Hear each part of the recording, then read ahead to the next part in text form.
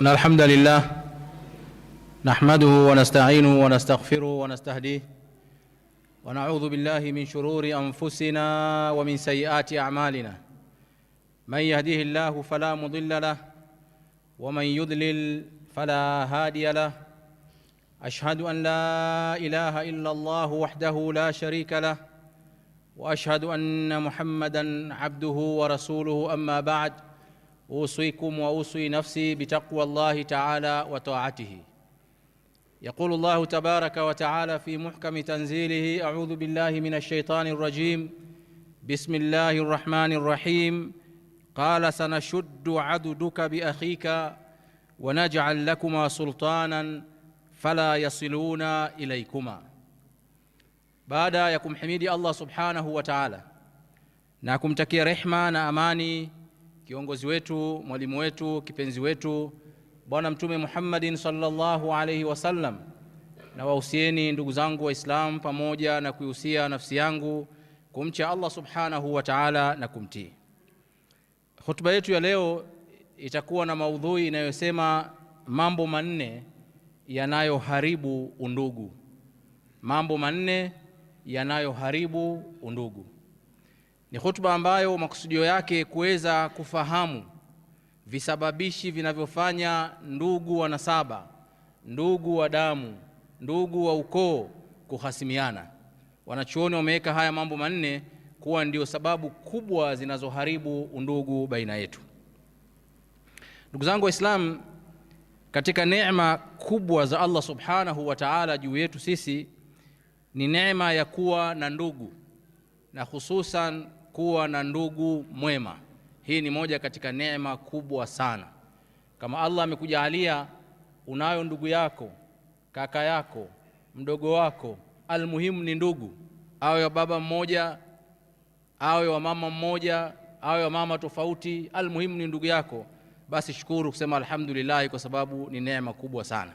Na ndugu yako anapokuwa ni mwema, basi hiyo neema inakuwa ni kubwa zaidi. Ndugu zangu Waislamu,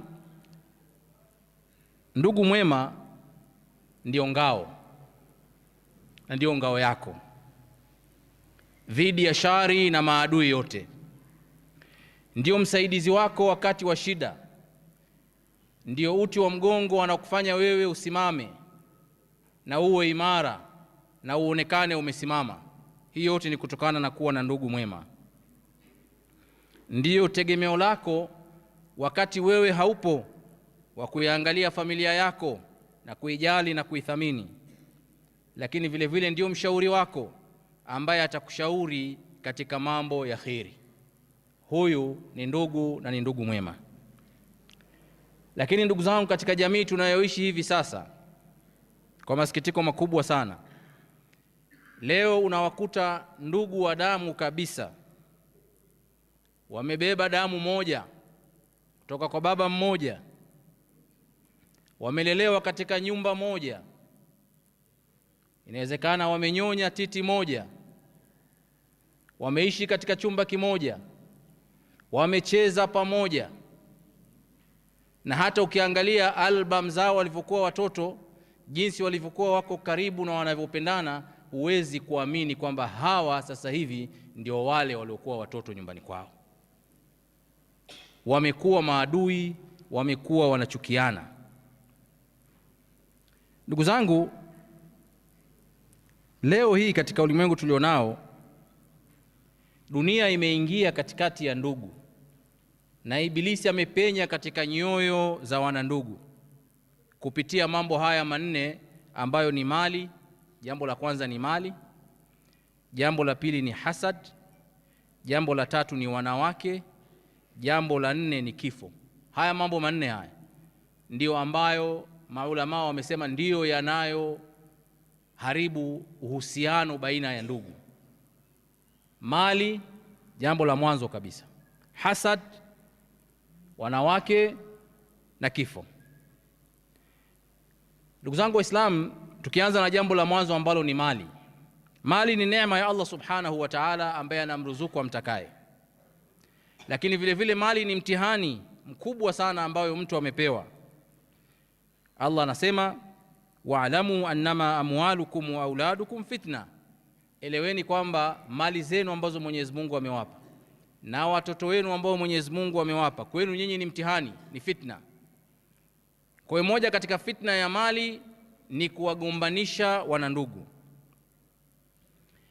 Mtu kumiliki mali sio shari, ni jambo la kheri, na Uislamu unahimiza Waislamu watafute, watembee ardhini, watafute mali. Lakini shari inayopatikana katika mali ni kuipenda mali kuliko kitu chochote kingine, kuliko hata ndugu zako wa damu. Hii ndio hatari ya mali inakuja hapo. Mtu kukata undugu na kusahau haki ya ndugu yake kwa sababu tu Allah subhanahu wa ta'ala amemjalia kuwa na kipato. Ndugu zangu, ni ndugu wangapi ambao wamehasimiana kwa sababu ya ardhi? Kwa sababu ya kipande cha ardhi tu wamekuwa ni maadui. Ni ndugu wangapi ambao wamehasimiana kwa sababu ya nyumba ya urithi ambayo inawezekana hata hawakuitafuta wao, wameikuta tu, lakini wakagombana, wakahasimiana, hawazungumzi na wakaapishana. Na sio hivyo tu, na mpaka watoto wao wakawa ni maadui. Kwa hiyo uadui unaanzia kwa wazazi unakwenda mpaka kwa watoto, na ni undugu wa damu. Kwa sababu ya nini? Kwa sababu ya nyumba ya urithi. Au katika kampuni au biashara watu wanahasimiana kwa sababu hiyo hiyo ya mali. Leo ni ndugu wangapi hawatembeleani katika minasaba ya aina yote, sio furaha wala huzuni, kwa sababu ya mali ya urithi. Na hili jambo ndugu zangu lipo kwa mashehe kwa kiwango kikubwa sana.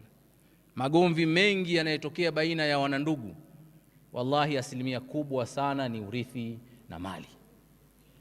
Kwa hii ni sababu mojawapo kwanza inayovunja undugu wetu wa nasaba, undugu wetu wa damu.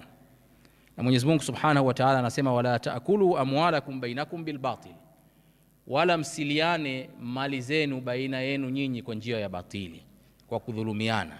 Na hapa wanazungumziwa vile vile ndugu katika masala mazima ya mirathi.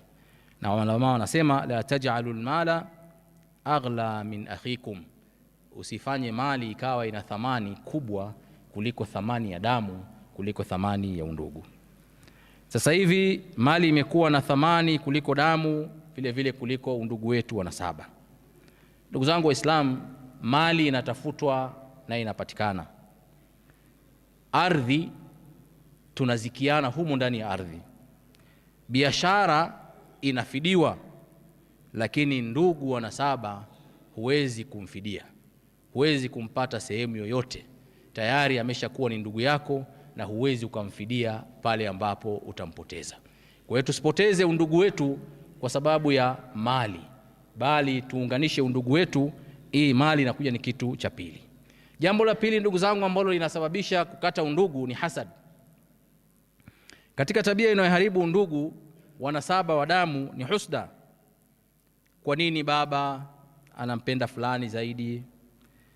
Kwa nini amefanikiwa ndugu yangu katika mambo yake, mimi sijafanikiwa? Kwa nini watu wanampenda sana lakini mimi sipendwi kama anavyopendwa ndugu yangu? Kwa nini amekuwa tajiri lakini mimi nipo katika hali duni? Haya ni mambo ya husda yanapita katika nafsi ya mtu, na kidogo kidogo yanapelekea kuanza kumchukia ndugu yake kwa sababu ambayo hajajisababishia yeye, ni neema ya Allah subhanahu wa ta'ala ambaye amempa. Na hapa ndio hayo maradhi yanaanza kuingia katika nafsi ya mtu. Mwenyezi Mungu anasema, am yahsuduna an-nasa ala ma atahum, je, hawa wanawahusudu watu kwa kile ambacho Mwenyezi Mungu amewapa? Ala ma atahumullahu min fadli, katika zile fadhila ambazo Mwenyezi Mungu subhanahu wa ta'ala amewapa. Kwa nini umuhusudu ndugu yako? Amepewa na Allah subhanahu wa ta'ala, na wewe muombe Mwenyezi Mungu subhanahu wa ta'ala akufungulie milango ya riziki. Qur'ani imetuhadithia ndugu zangu Waislamu kisa cha Nabii Yusuf alayhi salam na ndugu zake. Hawa ni ndugu kabisa wa nasaba, lakini Qur'ani inasema, idh qalu la yusufa wa akhuhu ahabbu ila abina minna. Kumbuka pale ndugu wa Yusuf 10 walipokaa wanazungumza, wakasema hivi, huyu Yusuf na ndugu yake ndio ambao wanapendwa zaidi na baba yetu kuliko sisi. Wa nahnu usba, wakati sisi ni kikundi kikubwa. Inna abana la fi dhalalin mubin, hakika baba yetu amepotea katika jambo kama hili. Kwa hiyo ilianza husda, hisia za ndani ya nafsi. Lakini husda mara nyingine inakuwa translated katika matendo, na mtu kuchukua maamuzi magumu, maamuzi mazito ambayo saa nyingine anaweza kuwa ni majuto baadaye. Shetani anaingia katikati. Ndugu wa Yusuf wakasemaje? Uqtulu Yusufa, muweni, msipate tabu sana, muweni Yusuf, au itrahuhu ardan, au mfukuzeni katika ardhi yenu, waende mbali kabisa, msiwe mnamuona. Kwa hiyo hisia za husda za kwamba Yusuf na ndugu yake anapendwa, matokeo wakasema tumuue au tumfukuze kabisa katika eneo hili. Hawa ndugu zangu ni ndugu wa baba mmoja, mzee Yaqub alayhi salam. Lakini angalia undugu ulivyovunjwa hapa kwa sababu ya udhaifu wa kibinadamu ambao ndani yake ilikuwemo nini? Husda. Ndugu zangu Waislamu, Mtume sallallahu alaihi wasallam anasema la tahasadu, msihusudiane, wala tabaghadu, wala msibughidhiane na kuchukiana, wala tadabaru, wala msifanyiane vitimbi vya chini chini, wakunu ibadallahi ikhwanan, kuweni ndugu wa Mwenyezi Mungu, kuweni waja wa Mwenyezi Mungu mkiwa ni ndugu. Haya ni maelekezo ya Mtume sallallahu alaihi wasallam katika kujenga undugu wetu. Ndugu zangu Waislamu, jambo la tatu ambalo linasababisha kuvunja undugu ni wanawake. Na mwanamke anaweza kuwa ni mama ambaye anapandikiza chuki kwa watoto, ima dhidi ya baba yao wamchukie, hii ni kuvunja undugu, au dhidi ya ndugu zao wa baba mmoja mama tofauti, na hii imekithiri sana kwenye jamii. Kwa mama anampandikiza chuki watoto wake wawachukie ndugu zao ambao ni wa baba mmoja lakini matumbo tofauti. Unakuta ndugu wana nasaba moja hawaelewani kwa sababu mama aliyoko nyumbani ndio anasababisha matatizo kama haya. Hii ni nafasi ya wanawake kuvuruga undugu, na hii imekithiri ndugu zangu katika jamii tulionayo. Mama anataka watoto wake wapendwe na baba yao kuliko watoto wa mwenzake, kwa hiyo inapelekea undugu kuchukiana. Anaweza akawa huyu mwanamke ni mke, anatumia mapenzi ya mume wake kumkata na ndugu zake,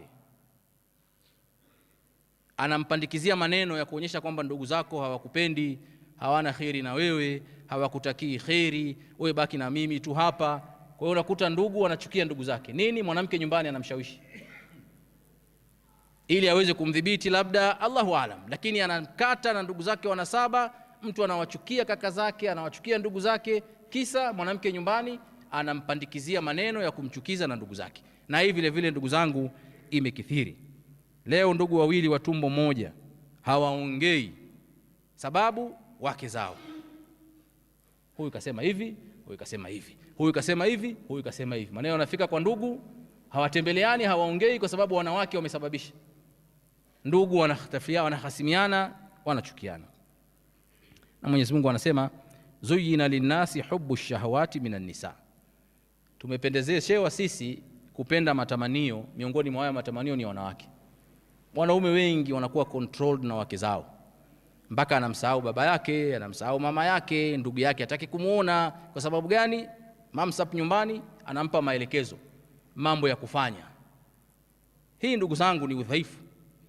Undugu, huyu mwanamke unaweza ukamwacha ukaoa mwanamke mwingine, utampata wapi ndugu mwingine ambaye amezaliwa baba mmoja na wewe? Utampata wapi? Huwezi kumpata. Lakini wanawake wako wengi shekhi, unamwacha leo, kesho unaenda kuoa mwanamke mwingine. Kwa nini wewe uhasirishe undugu wako kwa sababu ya mwanamke? Mtu ambaye mmezaliwa pamoja, mmekuwa katika nyumba moja, mmecheza pamoja, mmefanya mambo yenu mengi pamoja, leo kweli unashikiwa akili na mwanamke anakuchonganisha wewe na ndugu zako wanasaba. Huu ni udhaifu mkubwa sana ambao unajitokeza.